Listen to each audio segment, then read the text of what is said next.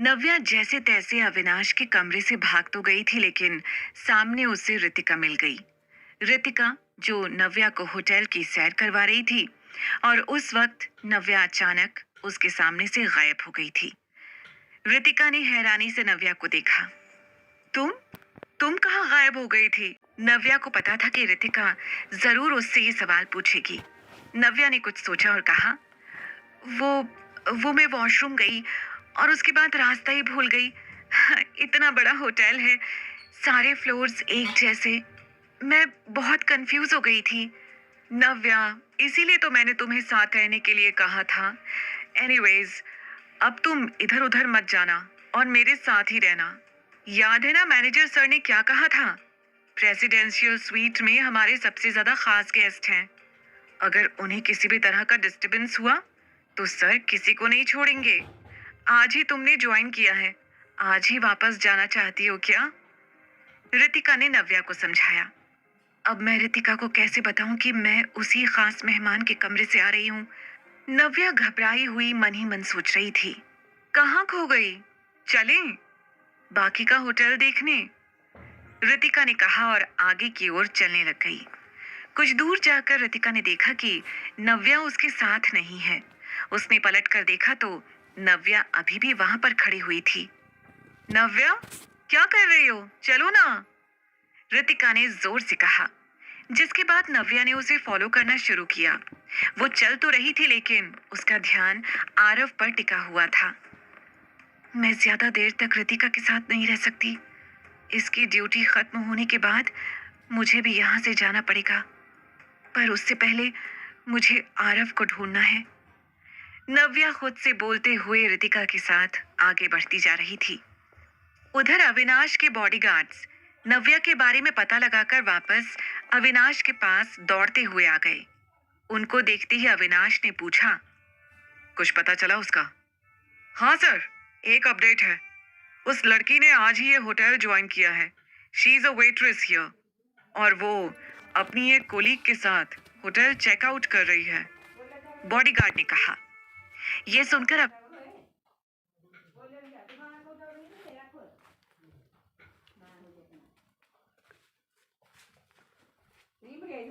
दादा दादा चकड़े मुश्किल हुई दी चकड़े को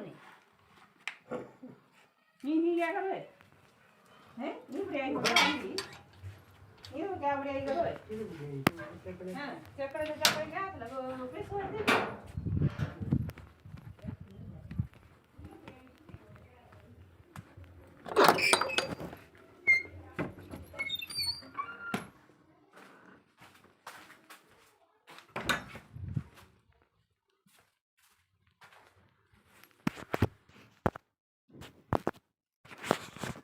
अविनाश कंफ्यूज्ड हो गया।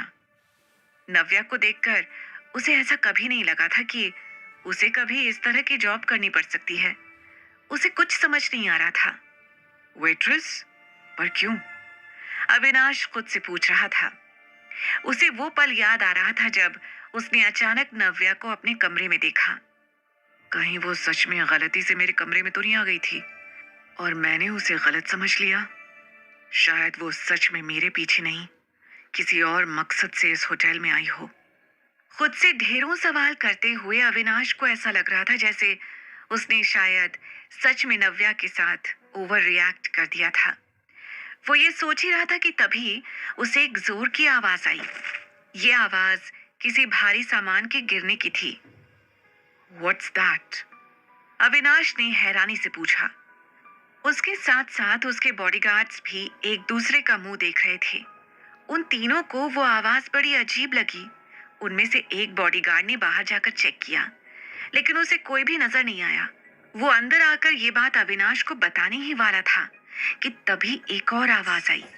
इस बार ये आवाज कांच के गिरने की थी।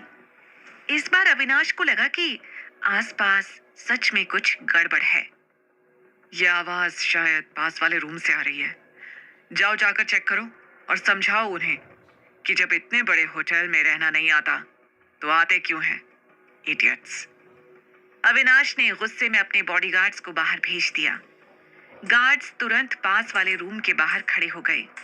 उन्हें अभी भी अंदर से सामान गिरने और किसी के चिल्लाने की आवाज आ रही थी। उन दोनों ने एक दूसरे को देखा और फिर डोर बेल बजा दी। बेल की आवाज सुनते ही अंदर एक आदमी ने डोर के फिश आई से झांक कर देखा।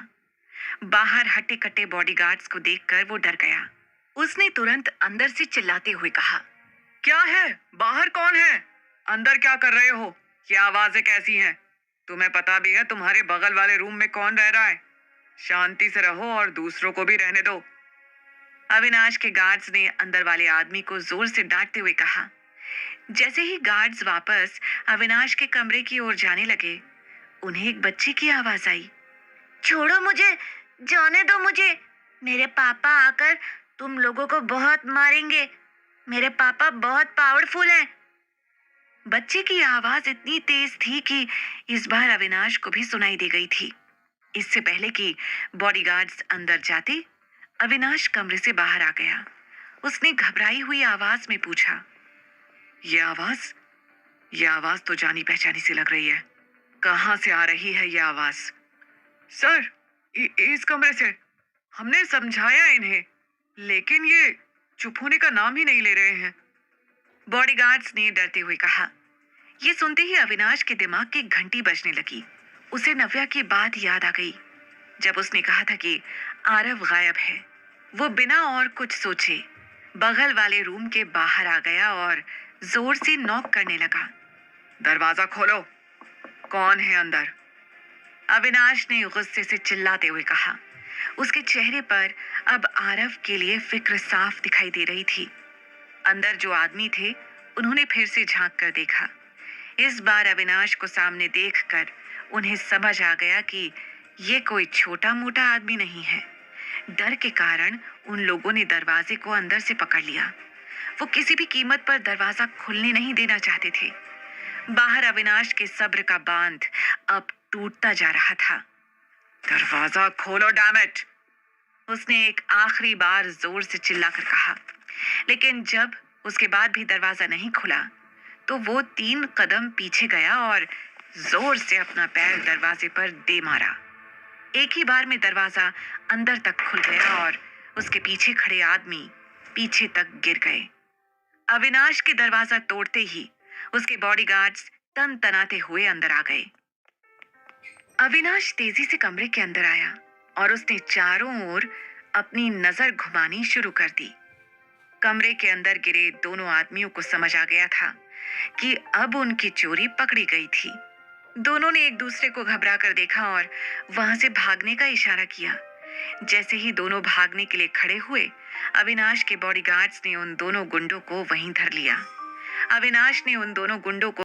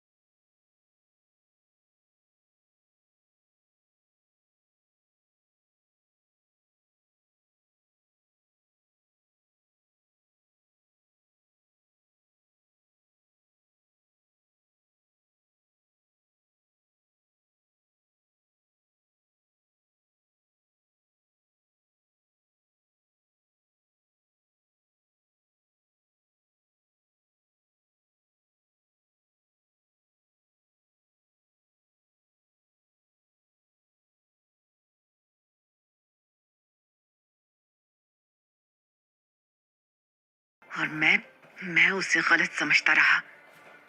वो आरव का सर सहलाते हुए सोच रहा था। आरव, ये सब हुआ कैसे? तुम यहाँ क्या कर रहे हो? इन लोगों के साथ? कौन है ये लोग? अविनाश ने उन गुंडों की तरफ इशारा करते हुए आरव से पूछा। वो ईविल आंटी ने ये सब कुछ किया, आरव ने सैड फेस बनाते हुए कहा। वो भले ही अपनी तरफ से उन गुंडों से लड़ रहा था, उन्हें मार रहा था, लेकिन अंदर से वो भी बहुत डरा हुआ था। अविनाश को देखते ही उसकी जान में जान आ गई थी। Evil aunty? हाँ, कनिका मौसी ने मुझे यहाँ इन लोगों के साथ छोड़ा है। मैंने उनसे कितना कहा था कि मुझे यहाँ नहीं रहना, मुझे मम्मा के पास जाना है, लेकिन उन्होंने नहीं सुना। बस मुझे यहाँ इन लोगों के साथ छोड़ दिया। आई हेट हर, वो बहुत बुरी हैं, आरव ने गुस्से में कहा। उसकी बातें सुनकर अविनाश का गुस्सा कनिका के लिए बढ़ता ही जा रहा था। ईविल आंटी ने कहा कि मुझे यहाँ पर रहना पड़ेगा और अगर मैंने उनकी बात नहीं मानी तो ये लोग मुझे मारेंगे। ये भी बैड पीपल हैं, बिल्कुल मेरी ईविल आंटी की तरह। इतना कहकर आरव ने पीछे बैठे 2 गार्ड्स की तरफ इशारा कर दिया। अविनाश ने जब उन्हें घूर कर देखा तो उन दोनों गुंडों ने डर के कारण अपनी नजरों को नीचे कर लिया। उनके अंदर अविनाश के गुस्से का सामना करने की हिम्मत नहीं थी। पर मैं इनसे डरा नहीं पापा, मैंने तो कहा ही था कि मेरे पापा आएंगे और मुझे बचाकर ले जाएंगे, आरव ने कहा और प्यार से अविनाश की छाती से लिपट गया। उसके कोमल छोटे छोटे हाथों ने अविनाश को हक करने की कोशिश की, लेकिन हाथ छोटे होने की वजह से वो पीछे तक पहुंच नहीं पाए। अविनाश को ये मुलायम एहसास अब अच्छा लग रहा था। ये सर को क्या हो गया है? सर एक बच्चे को हक कर रहे हैं, अविनाश के एक बॉडीगार्ड ने दूसरे से कहा। हाँ यार, I still can't believe my eyes, दूसरे ने कहा। सर तो हमेशा से बच्चों से भागते आए हैं, आज पहली बार उन्हें किसी बच्चे के साथ इतनी बातें करते हुए देखा है, उसे टच करते हुए देखा है। तभी अविनाश को नव्या की बात याद आई, जब उसने बताया था कि शेखर सिन्हा ने ही आरव को किडनैप किया है। ये सोचकर उसने आरव से कहा, आरव, तुम्हारी आंटी ने तुम्हें यहाँ बंद क्यों किया है? ये कब हुआ? कल पार्टी में तो तुम अपनी मम्मा के साथ ही थे। अविनाश को लगा नहीं था कि आरव उसके इस सवाल का जवाब दे पाएगा, लेकिन उसने जितना सोचा था आरव उससे भी ज्यादा स्मार्ट निकला।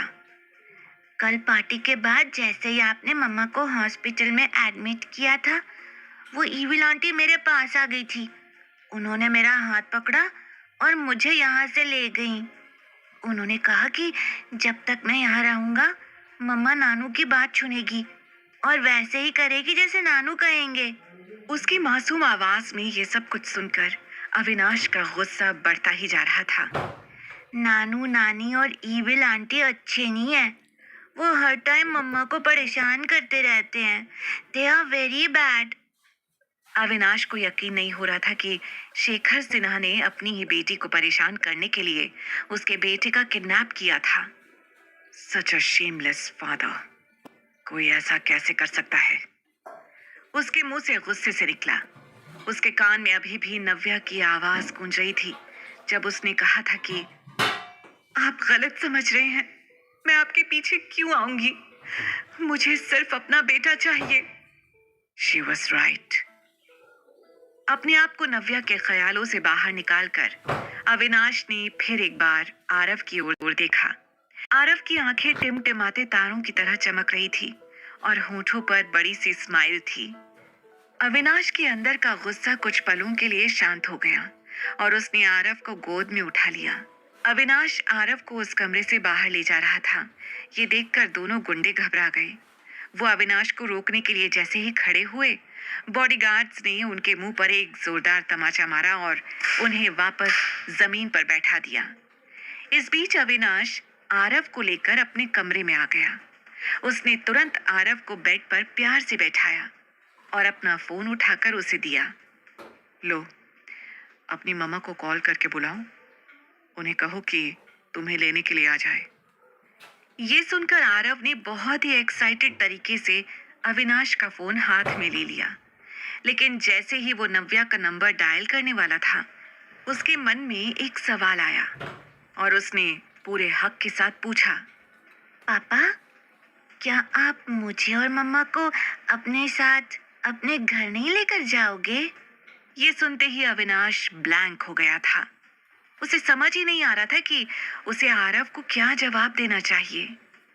क्या जवाब देगा अविनाश आरव को? क्या आरव मिल पाएगा नव्या से? क्या होगा जब शेखर को आरव के गायब होने की खबर मिलेगी? जानने के लिए सुनते रहिए द रिटर्न, सिर्फ पॉकेट एफएम पर।